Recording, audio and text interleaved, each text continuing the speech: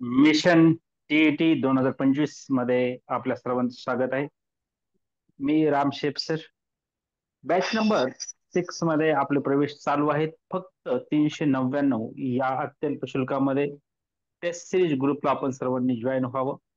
फक्त 30 प्रवेश अजून बाकी आहेत बॅच 6 साठी, आणि नंतर मात्र ही प्राइस 499 होईल आणि बॅच 7 असेल ती.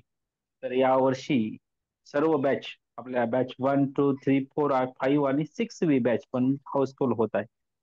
तर जे टीईटी देत आहेत त्यांना सर्वांना विनंती आहे की आपण सर्वांनी फ्री लाईव्ह क्लासचा लाभ घेण्यासाठी टेस्ट सिरीजच्या ग्रुपला जर कोणी जॉईन झालेलं नसेल तर त्यांना जॉईन होण्यासाठी सांगा, कारण की नियमित गुगल फॉर्मच्या टेस्ट त्या ठिकाणी आहेत. आपल्याकडे शिकवणारा स्टाफ देखील आहे, सेट नेट क्वालिफाईड आहेत, शिक्षक आहेत. मिशन टीईटी हे शिक्षकांनी शिक्षकांसाठी चालवलेलं एक अभियान आहे, एक मोहीम आहे, एक मिशन आहे. आणि हे मिशन अशाच पद्धतीनं सर्व महाराष्ट्रभर जर उत्तमरित्या कार्य करायचं असेल तर तुम्ही सर्वांनी टेस्ट सिरीजच्या ग्रुपला पण जॉईन होणं गरजेचं आहे. आणि अधिकाधिक लोकांपर्यंत विवेकानंद क्लासेस, रामशेफ सर यांच्या युट्यूब चॅनलची लिंक तुम्ही तुमच्या मित्रमैत्रिणींना रेकॉर्डिंग केलेलं पाठवू शकता. त्या युट्यूब चॅनलवर गणिताची प्लेलिस्ट यावर्षी झालेली, मराठीची प्लेलिस्ट, मानसशास्त्राची प्लेलिस्ट आणि इंग्रजीची 57 व्हिडिओ गेलेल्या वर्षी शिकवलेले टीईटीच्या विद्यार्थ्यांसाठी हे तुम्ही विनामूल्य सर्वांना शेअर करू शकता. कारण हे युट्यूब चॅनल कोणत्याही क्लासवाल्याचं नाही, हे शिक्षकांनी शिक्षकांसाठी चालवलेल्या मिशन टीमचं आणि राम सरांचं हे चॅनल आहे. तर ते अधिकाधिक तुम्ही त्याचा लाभ घेऊ शकता. टेस्ट सिरीज मध्ये अनेक टेस्ट तुम्हाला दररोज मिळत आहेतच, तुम्ही सर्वजण त्या सोडवत आहातच. त्याचप्रमाणे टेलिग्राम चॅनलची लिंक तुम्हाला ग्रुपवर टेस्ट सिरीजच्या फक्त मिळालेली आहे. जे टेस्ट सिरीजला जॉईन आहेत त्यांनी त्या लिंकद्वारे टेलिग्रामला पण जॉईन करायचं आहे. खूप झालं आजच्यासाठी. आणि शिकवायला स्टार्ट करण्यासाठी सचिन सरांना विनंती करतो की त्यांनी शिकवायला स्टार्ट करावं. त्या अगोदर एकदा सर तो नंबर दाखवा आपल्या स्क्रीनवर, की ज्यांना टेस्ट सिरीज साठी अजून प्रवेश घेतलेला नाही, घ्यायचा बाकी आहे, त्यांनी या नंबरवर संपर्क साधायचा आहे. 8806 59 70 47. सचिन सरांना विनंती करतो की त्यांनी त्यांचं आजचं सेशन सुरू करावं. सचिन सर.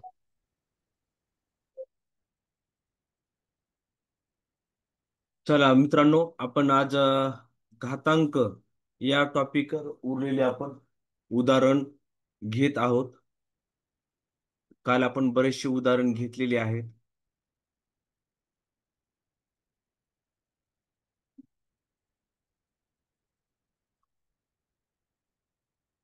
पहिले उदाहरण आपण घेऊ. आज कोणताही वेळ न घालवता आपण पटकन उदाहरणाला सुरुवात करू. ठीक आहे. तुमच्या समोर एक उदाहरण आहे. कंसात 3 चा घातांक 9 गुणिले 3 चा घातांक ऋण 5 कंसाचा घातांक x बरोबर 27. तर x बरोबर बरोबर किती? आता 27 म्हणलं की पटकन आपल्या डोक्यात यायला पाहिजे 27 काय आहे? 3 चा घन आहे. ठीक आहे. ही एक लक्षात यायला पाहिजे. 27 म्हणजे घन सर्वांनी पाठ करणं कंपल्सरी आहे बरं का. वर्ग आणि घन, वर्ग आणि घन हे कंपल्सरी आहे. जर ह्याच्यामध्ये तुम्ही म्हणजे हे न पाठ करता या टॉपिकला पुढे जात असाल, सामोरे जात असाल, तर ती अर्धवट तयारी झाली. ओके. पाया सेम आहे. 3 पाया आहे. घातांक 9 आहे आणि ऋण 5 आहे. आणि मध्ये आहे गुणाकाराचं चिन्ह. जेव्हा गुणाकार मध्ये असतो त्यावेळेस घातांकाची बेरीज होते. घातांकाची बेरीज म्हणजे काय होते? बरोबर 3, 9 अधिक ही किती आहे रे? ऋण 5 आहे म्हणून मी कंसात टाकतो. बरोबर आहे. आणि ह्याचा पूर्ण घातांक x आहे. बरोबर 27 ला मी काय लिहू? 3 चा घन. ओके. आता पुढं बघा. 3, 9 प्लस आणि मायनस काय होत आहे? मायनस.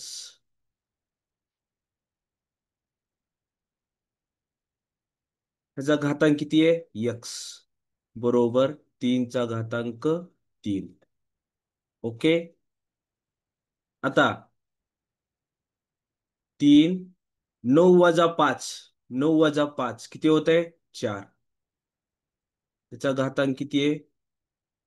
यक्स बरोबर 3 चा घातांक 3. आता इथं काय दिसतंय तुम्हाला? 3, 4 ने एक्स ला गुणायचे, 4x बरोबर 3 चा घातांक 3. आता तुम्ही नीट पहा, दोघाचा बी दोघाचाही पाया सेम आहे. इथं 3 आहे, इथं 3 आहे, मध्ये बरोबरचं चिन्ह आहे. अशा वेळेस 4x बरोबर 3 असत. 4x बरोबर 3. हं? मग x बरोबर काय येईल? x बरोबर 3. आता 4 आणि x मध्ये कोणतं चिन्ह असतं? गुणाकाराचं. गुणिले 4 मी कुठं नेतो? छेदस्थानी 4 भागिले 4. समजलं का हे उदाहरण? पुन्हा एकदा नीट बघून घ्या. पाया सेम आहे. हा, 9 गुणाकार असल्यामुळे मध्ये बेरजचे चिन्ह लिहिलं मी. इथं भागिलेचं चिन्ह असतं तर मी वजाबाकी चिन्ह लिहिलं असतं. -5. 9 प्लस आणि मायनस, -5 एक्स बरोबर 3 चा घातांक 3. काय आलं इथं? 9 - 5 4 एक्स बरोबर 3 चा घातांक 3. इथं घातांकाचा घातांक असेल बघा 4 आणि एक्स. 3 चा घातांक 4 त्याचा घातांक एक्स म्हणून 4x. आता इथं पाया दोघाचा सेम दिसायला लागलाय, मध्ये बरोबरचे चिन्ह आहे म्हणून 4x बरोबर 3, x बरोबर 3/4. ओके. आता इथं नीट पाहून घ्या. काय दिसतंय तुम्हाला?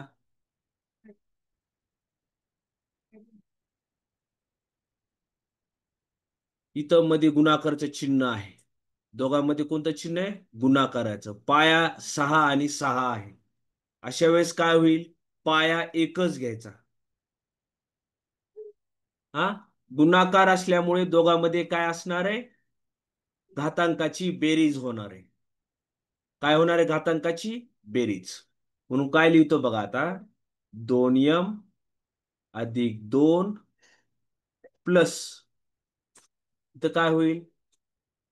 -2m अधिक 2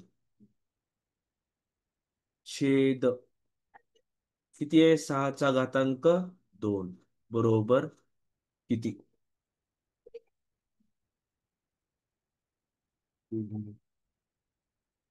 आता इथं काय होईल पुढं? 6 इथं 2m अधिक 2, 2m अधिक 2. आता ही प्लस मायनस मध्ये काय होते? मायनसच राहत असते. -2 अधिक 2 छेद 6 चा घातांक 2 बरोबर प्रश्नार्थक चिन्ह. आता पुढची स्टेप काय होईल? बघा आता, +2m आणि -2m पद सेम आहे. 2m मधून -2m वजा झालं. काय होईल? 0. काय होईल? 0 होईल. म्हणजे 6m 2m वजा 2m मी इथं कॅन्सल करतो. 2 अधिक 2 अधिक 2 म्हणजे 4. घातांक किती होईल? 4 छेद 6 चा घातांक 2 बरोबर प्रश्नार्थक चिन्ह. आता काय होईल इथं पुढे? 6 चा घातांक, आता इथं 6 चा घातांक 4 छेद 6 चा घातांक 2 आहे. आता इथं छेदस्थानी म्हणजे काय रे? भागिले असते. छेदस्थानचा अर्थ काय? भागिले. आणि भागिले मध्ये काय होतंय? घातांकाची वजाबाकी. आता पाया दोघाचा एकच आहे. पाया काय दोघाचा? एकच आहे. मी पाया एकच घेतो. आणि घातांकाची वजाबाकी म्हणजे 4 - 2. बरोबर. 6, 4 वजा 2 किती राहिलं? 2. बरोबर आहे का? इथपर्यंत सर्वांना समजलं असं. आता नीट पाहून घ्या. 6चा वर्ग आहे आणि 6चं वर्गमूळ आहे. बरोबर आहे? दोन्ही क्रिया एकाच वेळीच आहे. ही वर्गमूळ आहे, ही ही काय आहे? वर्गमुळाचं चिन्ह आहे. आणि हे काय आहे? वर्ग आहे. अशा वेळेस वर्ग आणि वर्गमूळ एकाच वेळा क्रिया असेल तर दोन्ही गोष्टी काढून घ्यायच्या, फक्त संख्या लिहायची. फक्त संख्या. वर्ग काढून टाकला आणि वर्गमूळ काढून टाकलं. ठीक आहे. ओके. इथपर्यंत समजलं असं. ओके. आता असे प्रश्न परीक्षेला येतील. ह्याच्या अगोदरच सुद्धा प्रश्न चांगला आहे. हा, ही प्रश्न खूप चांगला आहे. असे प्रश्न परीक्षेला येऊ शकते. जाणीवपूर्वक थोडं कठीण प्रश्न घेतलेले आहेत. आता कठीण वाटते पण फार सोपे आहेत बरं का. कठीण मी म्हणतोय, थोडं आयडिया जर कळाली तर काही अडचण नाही. बघा आता 32 काय आहे? 2चा घातांक 5 आहे. 4 4 काय आहे? 2चा वर्ग आहे. 8 काय आहे? 2चा घन आहे. बघा आता मी कसं लिहितो. 32. 32 म्हणजे काय रे? 2चा घातांक 5. 2चा घातांक 5 आणि त्याचा सध्या घातांक काय आहे? 2/5. 2/5 गुणिले 4. 4 म्हणजे काय रे? 4 म्हणजे काय आहे? 2चा वर्ग. त्याचा घातांक किती आहे? ऋण 1/2 गुणिले 8. 8 म्हणजे काय रे? 2चा घन आहे 8. त्याचा घातांक किती आहे? 1/3. आता इथं 2चा घातांक ऋण 2 भागिले 64 काय आहे?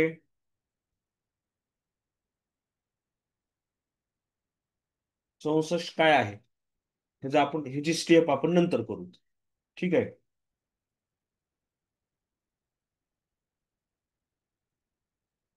ह्याची स्टेप किंवा इकडे बघा आता. 64 म्हणजे काय आहे? एकदा चेक करू आपण. 2 गुणिले 2 गुणिले 2 गुणिले 2 गुणिले 2. बघा. बेदोन्ही 4, 4 दुनी 8, 8 दुनी 16, 16 दुनी 32, 32 दोन्ही 64.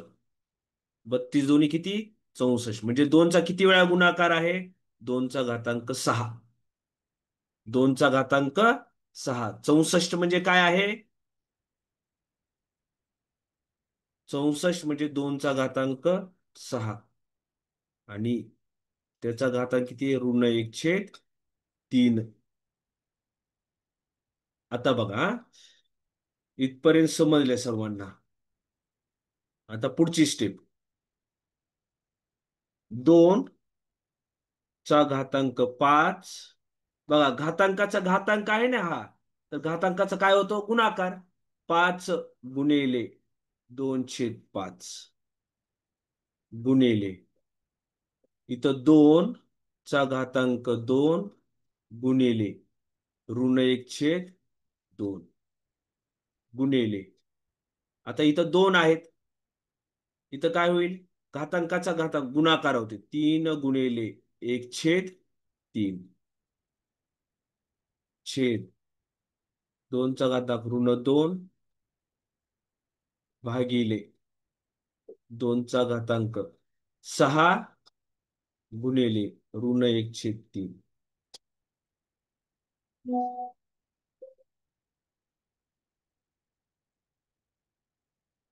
आता पुढं काय होईल बघा आता. हम्म? हे 5 कटलं. हे 5 कटले. म्हणजे काय राहिलं? 2चा घातांक 2 गुणिले 2. बघा. हे 2 कटले. हे 2 कटले. म्हणजे घातांक काय राहिला? ऋण 1 गुणिले. आता 3 कटलं, हे 3 कटलं. म्हणजे 2चा घातांक काय राहिला? 1 छेद 2चा घातांक ऋण 2 भागिले 2चा घातांक हा का 3 1 3 3 दोन्ही 6 आणि 2 ऋण 1 ला गुणलं ऋण 2. ही काटाकाटी समजली का रे? इथपर्यंत समजलेलं आहे. ओके. आता बघा आता पुढं काय होतंय. 2चा घातांक. आता इथं बघा सगळ्यामध्ये काय गुणाकाराचं चिन्ह आहे. पाया सेम आहे 2 2 2. पाया सर्वांचा काय सेमच आहे. त्यामुळे मी 2 एकच घेतोय आणि मध्ये गुणाकाराचं चिन्ह आहे. घातांकाची काय होते बेरीज.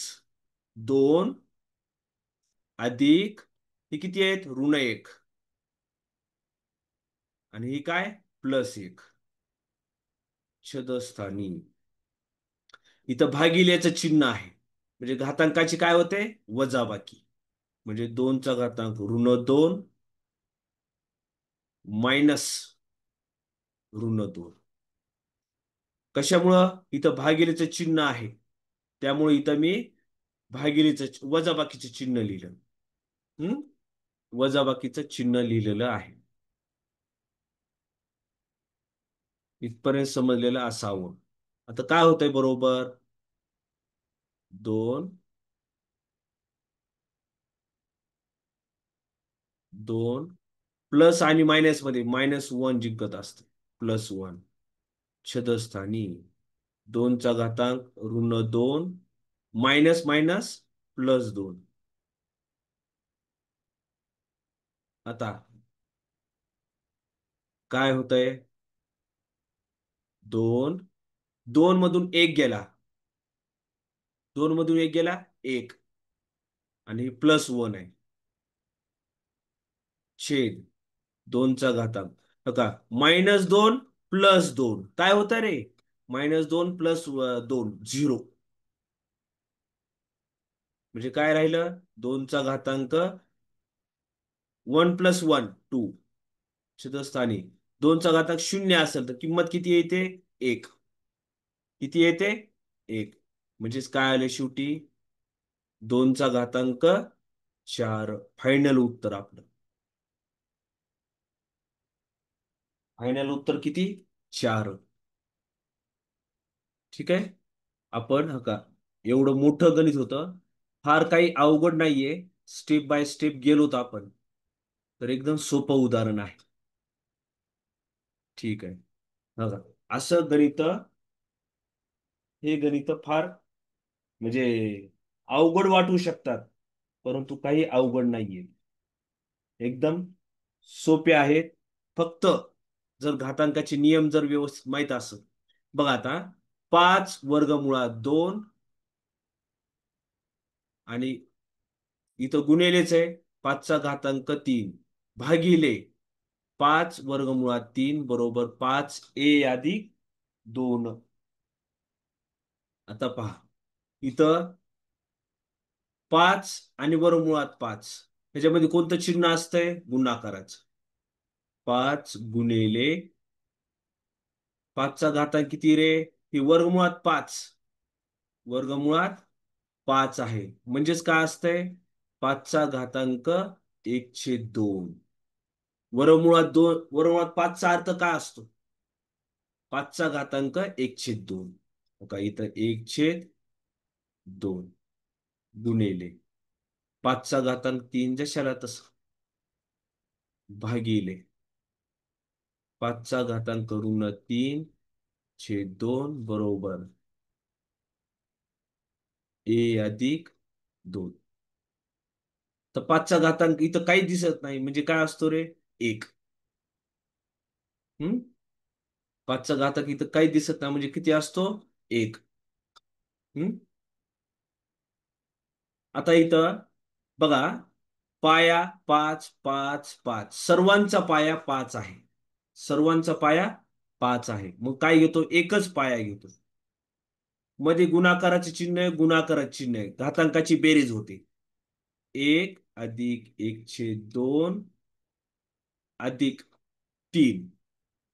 इथं भागिलेचं चिन्ह आहे म्हणून मी मायनस करतो. मायनस -3/2 बरोबर 5a+2. इथं समजलं का रे? हम्म. ओके.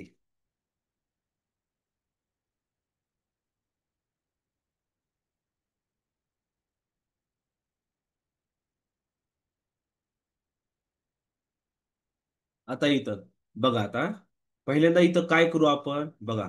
5. आता 1 + 3 किती होतात? 1 + 3 4. आणि हे मी शेजारी घेतो. 1/2 -3/2 बरोबर 5 चा घातांक a+2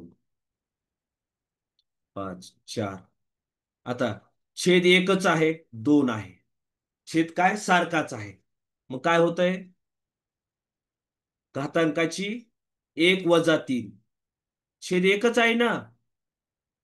काय इथं छेद 2 आहे. इकडे बघा, लक्ष घ्या. आता मी इथं करून दाखवतो. छेद एकच आहे, सारखाच आहे हा. छेद सारखा असल्यामुळे काय केलं? छेद एकच घेतो मी. 2. 1 - 3 म्हणजेच काय होत आहे रे? 3 मधून 1 गेला, -2 छेद 2. म्हणजे 3 मधून 1 गेला, राहिले 2. 3चं चिन्ह मायनस आहे, -2 छेद 2. बे एक बे आणि बे एक बे म्हणजे काय आलं? -1 बरोबर 5 चा घातांक a+2. येते का लक्षात? हे बघा, हा मी गुणाकार हा करून दिलेला आहे. ही जी काही क्रिया आहे मी इथं छेदस्थानी करून दिलेली आहे.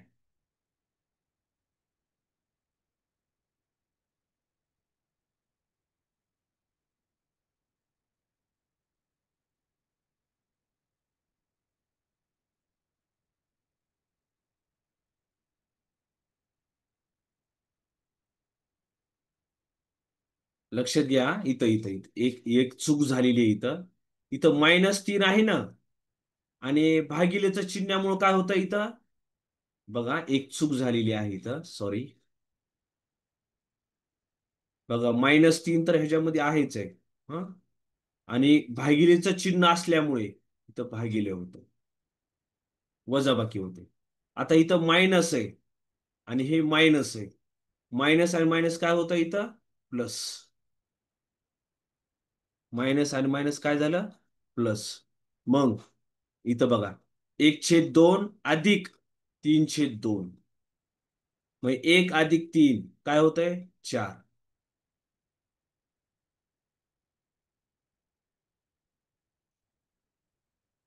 1 + 3 किती होतंय? 4/2. 4 × 1 = 4, 4×2 = 8. आपलं बे एक बे, बे दोन्ही 4 म्हणजे 2 आलं इथं हा. म्हणजे ह्याची क्रिया काय लिहिली आहे इथं? +2 आलेलं आहे. तर हे +2 इथं लिहिलेलं आहे. 5. 4 + 2 6 बरोबर 5 चा घातांक a+2. बघा, पाया दोघाचा सेम आहे 5. मग 6 बरोबर a+2. म्हणजे काय होतंय थोडं बघा. 6 +2 आहे, इकडं होईल -2 बरोबर 1. 6 मधून 2 गेले, राहिले 4 बरोबर 1. समजलं का? इथं थोडं आपली चूक झाली होती. -3/2 होतं आणि भागिले म्हणजे काय रे? वजाबाकी. मायनस मायनस काय झालं? प्लस. हम्म. इथपर्यंत समजलंय? काय अडचण आहे का रे?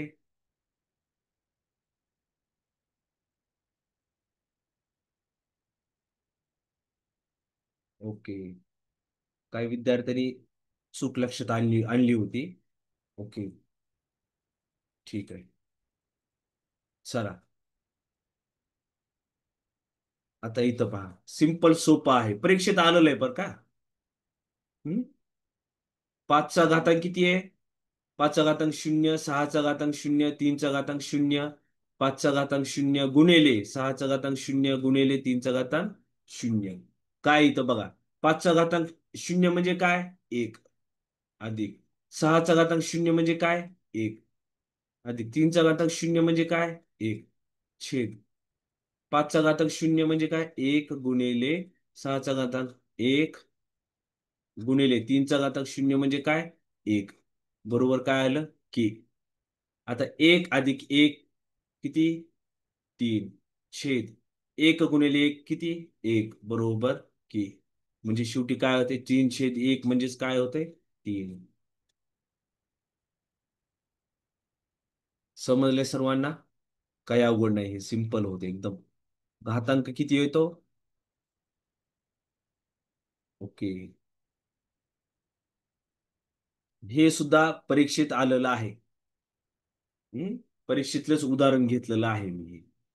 आता हे गणित भलं मोठं वाटतंय, पण काही अवघड नाहीये, सोपं आहे, एकदम सिंपल सोपं आहे.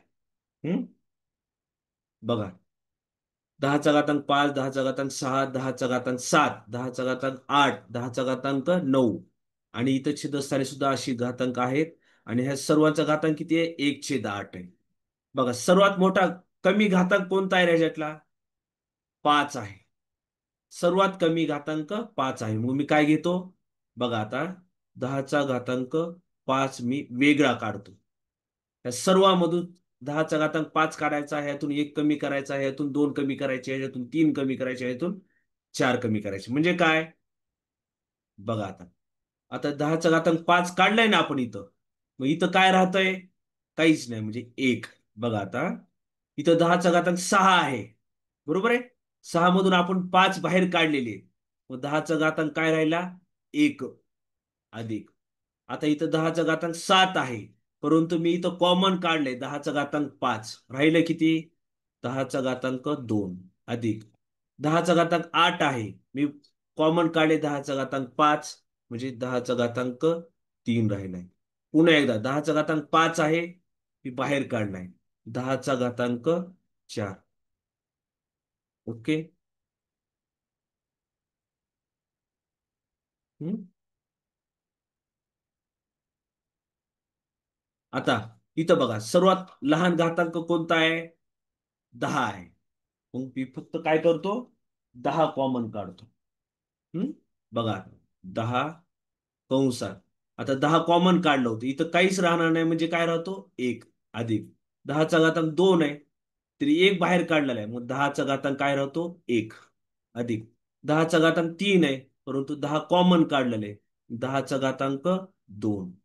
एक एक एक कमी करायला लागले, दहाचा घातांक 3, दहाचा घातांक 4. ओके. आणि सर्वांचा मोठा घातांक किती आहे? 1/4.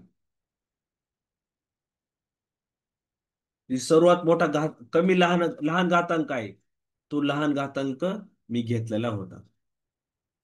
आता तुम्ही नीट बघा, दोन्ही ब्रॅकेट बघा, अंशस्थान छेदस्थानचे ब्रॅकेट बघा, सेम आहेत का रे? सेम आहेत. मग हे काय होतात? दोन्ही ब्रॅकेट कॅन्सल होतात. काय राहतंय? दहाचा घातांक 5 छेद दहाचा घातांक 10, आणि चौकटी कंसामध्ये चा घातांक 8. आता बघा, हा 10 आहे, ह्याचा घातांक काही दिसतो का? नाही, म्हणजे एक असतो. आता 10/5 मायनस हा एक होतो, कारण की भागिले आहेत ना, दहाचा घातांक 5 छेद दहाचा घातांक 1 आहे. 5 वजा 1, 1/4, 8. आता 10 मधून 5 गेले, किती राहिले? सॉरी, दहाचा घातांक 5 वजा 1, 4, गुणिले 1/8, गुणिले किती? 1/8. बरोबर. 10, 4 1 4, 4 2 8, म्हणजे किती राहिलं? 1/2. आता 1/2 म्हणजेच काय? मी काही वेळापूर्वी सांगितलं होतं. 1/2 म्हणजेच काय असतो रे? वर्गमुळात 10. वर्गमुळात 10ची किंमतच काय असते? 10चा घातांक 1/2. परीक्षेत येणारे किंवा येऊ शकतेत असेच उदाहरण हा मी घेतलेले आहेत. ओके. समजलं आहे सर्वांना? काही अडचण दिसत नाही, कुणाची क्वेरी बी आलेली दिसत नाही. ओके.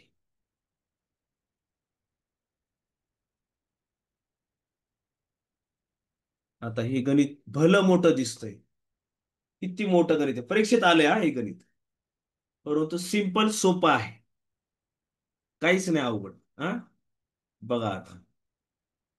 बघा, 4चा घातांक 5 अधिक 4चा घातांक 5 अधिक 4चा घातांक 5 अधिक 4चा घातांक 5 छेद 2चा घातांक 5 अधिक 2चा घातांक 5. इथं बी सेम आहे. मग आपण काय काढू? कॉमन काढू. काय काढायचं? 4चा घातांक 5 प्रत्येकामधून कॉमन काढू. 4चा घातांक 5. आता इथं 4चा घातांक 5 काढलं तर काहीच राहील नाही, म्हणजे 1 अधिक इथून मी 4चा घातांक 5 मधून काढलेलं आहे आपण, इथं काहीच राहील नाही म्हणजे 1. 4चा घातांक 5 काढलेला आहे म्हणजे 1. 4चा घातांक 5 काढलेला आहे म्हणजे 1. छेद. आता 2चा घातांक 5. 2चा घातांक 5 कॉमन काढतो, म्हणजे इथं काय राहिलं? 1 अधिक 1. 1 अधिक 1 गुणिले. आता इथून बी काय निघतोय कॉमन? 6चा घातांक 5 सगळ्यातून कॉमन काढतो. मग काय राहिलं? किती वेळा 6 येते? 1 2 3 4 5 6. 1 अधिक 1 अधिक 1 अधिक 1 अधिक 1 किती वेळा? 6 वेळा. छेद. इथं सुद्धा कॉमन काढा. 3चा घातांक 5. काय राहिलं? 1 अधिक 1 अधिक 1 बरोबर 8चा घातांक 1 n. इथपर्यंत सर्वांना समजलेलं असावं. ठीक आहे. आता काय घ्यायचंय? 4चा घातांक 5 इथं गुणिले हे 1 अधिक 1 अधिक 1 किती होतंय? 4. छेद 2चा घातांक 5 गुणिले 1 अधिक 1 किती? 2 गुणिले 6चा घातांक 5 गुणिले किती बेरीज आहे? 6.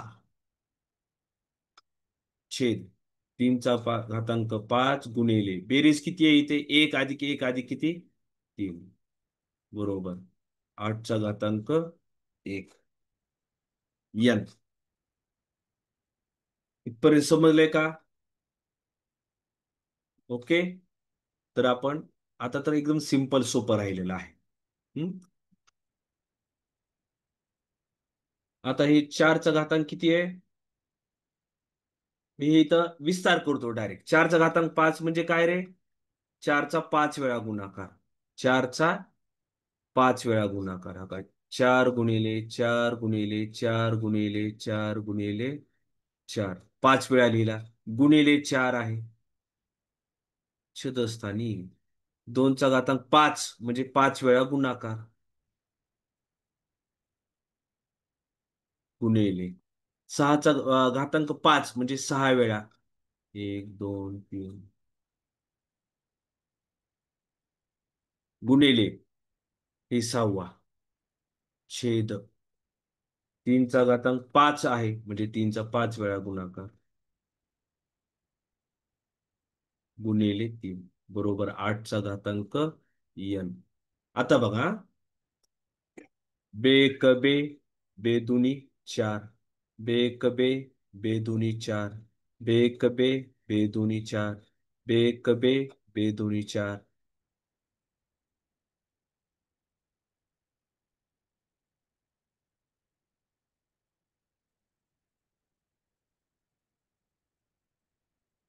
नका बेक बे बेदुनी 4. बेक बे बेदुनी 4. बघा 3 1 3, 3 2 6, 3 1 3, 3 2 6, 3 1 3, 3 2 6. तर सगळ्यांचं इथं काय येतं गुणाकार? 2 2 2. आता बघा, आता गणित संपलेलं आहे. आता इथं बघा किती वेळा गुणाकार आहे इथं. बघा तीनचा गुणाकार काय होतो? दोनचा 3 वेळा गुणाकार, बेदोनी. आता बेदोनी 4, 4 2 8 गुणिले. बघा ह्या तीनचा गुणाकार किती होतो? 8 गुणिले. ह्या तीनचा किती वेळा? 8 गुणिले. ह्याचा किती वेळा गुणाकार होतो? 8. बरोबर, 8चा घातांक n. आता 8च का आणलंय रे मी? कशामुळं? कारण की इकडं 8 होतं. पाया किती होता? 8. आता इथं 8 गुणिले 8 गुणिले 8 किती वेळा आहे? 8चा घातांक 4. बरोबर, 8चा घातांक n. पाया सेम आहे, म्हणजे घातांक 4 बरोबर n. 4 बरोबर n. समजलंय का एवढं? बघा मोठं होतं उदाहरण, परंतु आपण या पद्धतीनं सोडवलेलं आहे. परीक्षेत आलेलं उदाहरण आहे. बघ किती मोठं वाटतंय, पण काही म्हणजे सोपं उदाहरण आहे, काही अवघड नाहीये. काहीच अवघड नाहीये. इथपर्यंत समजलंय का? इथपर्यंत तुम्हाला सगळ्यांना समजलेलं असावं. ठीक आहे. मी आता तुम्हाला एक सूचना आहे, दोन सूचना आहेत. उद्या म्हणजे केव्हाही तास असेल तर 9 वाजून 1 मिनिटानं तास सुरू होणार आहे. त्यामुळं उशीर करून जमणार नाही. 9 वाजून 1 मिनिटानं तास होईल. दुसरी गोष्ट म्हणजे जी शेवटची बॅच आहे त्यातली फक्त 30 ऍडमिशन बाकी आहेत. राम सरांनी आत्ता निरोप दिलेला आहे. फक्त 30 ऍडमिशन बाकी आहे. ती 399 रुपयात मिळणार आहे तुम्हाला. परंतु ती बॅच फुल झाली तर तुम्हाला 499 शिवाय पर्याय नाही. 499 शिवाय पर्याय नाही. ठीक आहे. कुणाला काही अडचण असेल तर पटकन लिहून द्या, खाली करा बोर्ड. ओके.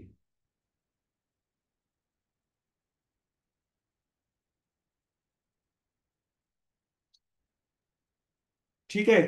आता आपण नवा टॉपिक सुरू करू. वर्ग आणि वर्गमूळ. वर्ग आणि वर्गमूळ. ठीक आहे.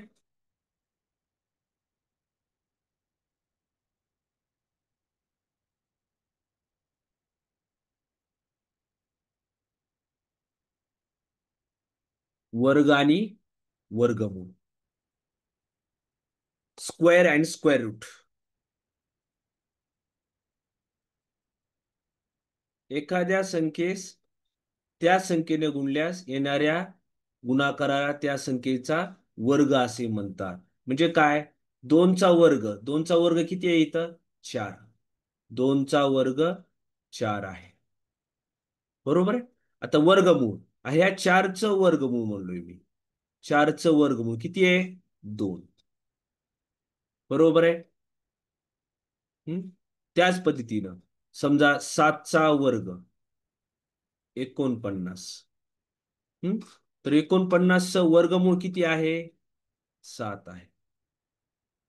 ठीक आहे. हे वर्ग आणि वर्गमुळाची उदाहरणं आहेत. तर आपण पटकनी वर्ग हा टॉपिक वरले काही उदाहरणं आपल्याला जेवढी शक्य आहे तेवढे आपण घ्यायचा प्रयत्न करू. एकक स्थानी म्हणजे ही सुप्रसिद्ध उदाहरण आहे, ह्याच्यात काही जास्त नाहीये, परंतु ते तरी सुद्धा मी घेतो. आता एकक स्थानी किती आहे इथं? 5 आहे. दशक स्थानी 3 आहे. मग एकच स्थानी 5 असल्यास वर्ग काढण्याची पद्धत मला वाटतं सर्वांना माहीत असेल याची पद्धत. आता इथं 35चा वर्ग काढायचा आहे मला. तर काय करायचं? 5चा वर्ग करायचा. 5चा वर्ग 25. आणि ही जी 3 आहे, 3च्या पुढील संख्या 4 घ्यायची. 3च्या पुढील संख्या 4. 3 चोक 12.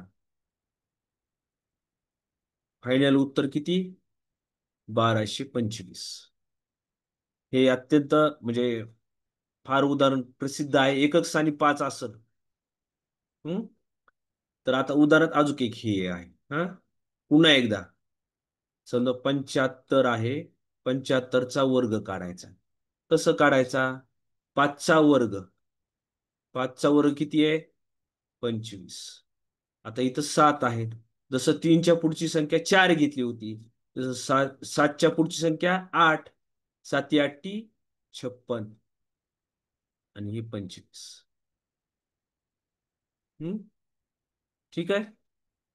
हे वर्ग वर्ग कसं काढतो आपण? आता आपल्या तुम्हाला सर्वांना कल्पनाच आहे. आता ही 35चा वर्ग. 35चा वर्ग म्हणजे काय रे? 35 × 35. ही जी काही थोडा वेळ लागू शकतो, त्यापेक्षा ही शॉर्टकट आहे 1225. ठीक आहे.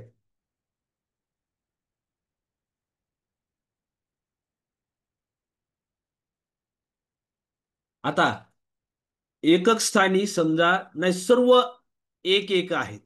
सर्व काय आहेत? एक एक एक आहेत. तर ही कसं करायचं? तर एकदम सिंपल आहे हा. 111.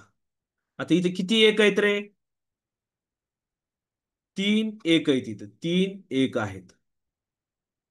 बरोबर आहे. मग काय करायचं? ह्याचा वर्ग करायचा, डायरेक्ट लिहायचा.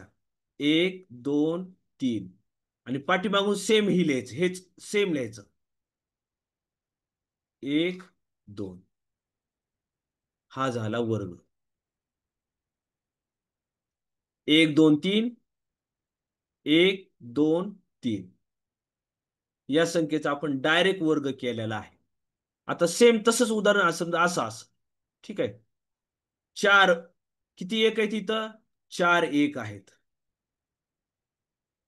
4 एक आहेत. मग कसा वर्ग डायरेक्ट लिहिता येईल मला? बघा, 1 2 3 4. सेम उलट लिहायचं. 1 2 3.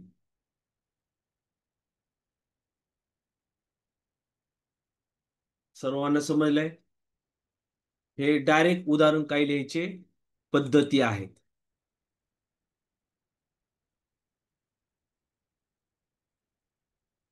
ठीक आहे. समजलं का एवढं? आता हे एक उदाहरण थोडं फास्ट घेऊ. हम्म संधी मिळाली तर. आता हे वर्गमूळ आहे. ठीक आहे. 248 अधिक वर्गमुळात 52 अधिक ह्याचं वर्गमूळ काढून घेऊ ना आपण. वर्गमुळात 144 कशाचा वर्ग आहे? 12चा वर्ग आहे. बरोबर. 248 अधिक वर्गमुळात ह्याची बेरीज करू. ह्याची बेरीज करा. काय ती बेरीज? 2 आणि 2 4. 5 आणि 1 6. आता पुन्हा एकदा 248 अधिक 64 वर्गमूळ. 64 वर्गमूळ किती आहे रे? 64 वर्गमूळ 8. बरोबर. आता ह्याची बेरीज करू. 248 आणि 8. 256. बरोबर आहे. मग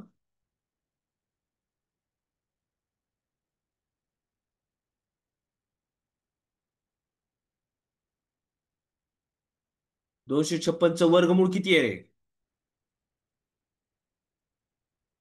256चं वर्गमूळ 16. समजलं का उदाहरण हे? खूप छान सर, खूप छान. Yes yes, got it. चालेल. एक एक शेवटचं सांगू का? थोडं हे प्रसिद्ध उदाहरण येस आहे. येस येस, काय हरकत नाही. चालेल. त्याच्यानंतर मानसशास्त्राचा तास 2 मिनिटानंतर चालू होईल ना. हा इकडे बघा आता. वर्गमुळात 2 अनेक वेळा वर्गमुळात असं 4 वेळा देतात. इथं 3 वेळा आहे. हा आता बघा हे कसं आहे? 2. हा हे आता ही जी 2 दिसतोय तुम्हाला, त्याचं वर्गमूळ त्याच्या वर्गमुळात किती आहे? एकदाच वर्गमूळ आहे म्हणून 1/2 घ्यायचं. गुणिले. आता हा दुसरा, वर्गमुळात 2 आणि वर्गमुळात 2 म्हणजे दोनदा आहे. मग काय घ्यायचं? 1/2 गुणिले 1/2 गुणिले. आता हे 2 आहेत. हा, तिसरे जे 2 आहेत, वर्गमुळात 2 वर्गमुळात 2 वर्गमुळात 2 म्हणजे तीनदा आहेत. म्हणून काय घ्यायचं? 1/2 गुणिले 1/2 गुणिले 1/2. समजलं का रे एवढं? हम्म. चला आता काय करायचं पटकनी. 2 चा घातांक 1/2 गुणिले 2. आता गुणाकार आहे. अंशाने अंशाला गुणतो. 1 गुणिले 1 एकच. 2 गुणिले 2 2, 2 गुणिले 2 4. 2 अंश अंशाचा गुणाकार फक्त 1 येतो. 2 दुनी 4 4 दुनी 8. ठीक आहे. आता बघा इथं पाया सेम आहे सगळ्यांचा. सर्वांचा पाया सेम आहे. मग काय घेतो? एकच पाया घेतो. आणि इथं मध्ये गुणाकार आहे म्हणून घातांकाची काय होते? बेरीज. 1 अधिक 1/2 अधिक 1/4 अधिक 1/8 बरोबर. आता 2 लिहितो मी इथं. सर्वांचा छेद 2 आहे, ह्याचा छेद ह्याचा 4 आहे, ह्याचा 8 आहे. मग आपण ह्यांचा सगळ्यांचा छेद 8 करून घेऊ. हम्म. आता इथं 1/2 आहे. मग ह्याला किती रे गुणू रे मी? 4 न. आणि ह्याला मी काय करतो? 4 न. 4 1 4 छेद 4 दोन्ही 8 अधिक. आता ह्याला 4 ला 2 न गुणतो आणि ह्याला 2 न गुणतो. काय होतंय? 2 1 2 छेदस्थानी 8 अधिक 1/8 बरोबर 2. छेद सर्वांचा सेम झाला, एकच छेद घेतो. अंशाची बेरीज करून करा. 4 अधिक 2 6 6 आणि 1 7. 7/8 येते लक्षात? चालेल sir. Ram sir. Okay. Okay, खूप छान सर झालं सेशन. पुढचं सेशन मानसशास्त्राचं. पहिल्या सेशनची रेकॉर्डिंग स्टॉप करू. जर कोणी टेस्ट सिरीजच्या ग्रुपला अजून जॉईन व्हायचं राहिलेलं असेल तर त्यांनी जॉईन